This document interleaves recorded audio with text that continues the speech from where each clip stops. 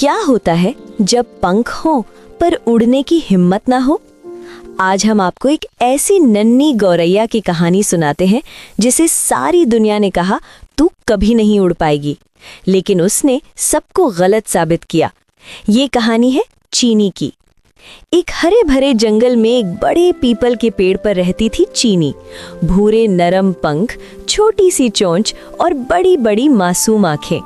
जब सुबह होती सब पक्षी आसमान में उड़ जाते, तितलियों के पीछे भागते, बादलों को छूते, लेकिन चीनी बस देखती रहती, दूर से चुपचाप, क्योंकि चीनी को डर था, बहुत गहरा डर, गिरने का डर, मजाक का डर, हारने का डर। एक दिन चीनी ने सोचा आज उड़ूंगी। दिल जोर जोर से धड़क रहा था, पांव कांप रहे थे। उसने आंखें बंद की, एक गहरी सांस ली और टहनी से कूद गई। चीनी नीचे गिर गई। ऊपर से आवाजें आईं। कौवा बोला, हा हा हा, देखो देखो चीनी उड़ेगी। अरे पत्थर बन जा, कम से कम गिरेगी तो नहीं। मैना बोली, बेचारी, इसे क्या लगा, एक दिन में उड़ जाएगी। पूरा जंगल हंसने लगा। चीनी की आंखों में आंसू आ गए। उसने सोचा शायद वो सही कह रहे हैं, शायद मैं सच में नहीं उड़ सकती। तभी एक परछाई आई, एक बूढ़ा हरा तोता, टीटू काका। उसकी आंखों में थी गहरी समझदारी और अपनापन। वो चुपचाप चीनी के पास बैठ गया और बोला, बेटा, जानती हो हर पक्षी पहली बार गिरता है। ये जो हंस रहे हैं ना, इन्होंने भी गिरे थे कभी, बस भूल गए हैं। गिरना कोई शर्म नहीं।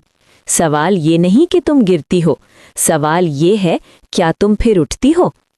चीनी ने टीटू काका की बात सुनी और उस एक पल में उसके मन की सारी निराशा एक चिंगारी में बदल गई। उस दिन के बाद चीनी ने ठान लिया, रोज सुबह सूरज उगने से पहले जब सब सो रहे होते, चीनी अकेले अभ्यास करती। पहले दिन कूदी, गिरी, उठी। तीसरे दिन थोड़ा ऊपर गई, फिर गिरी, उठी।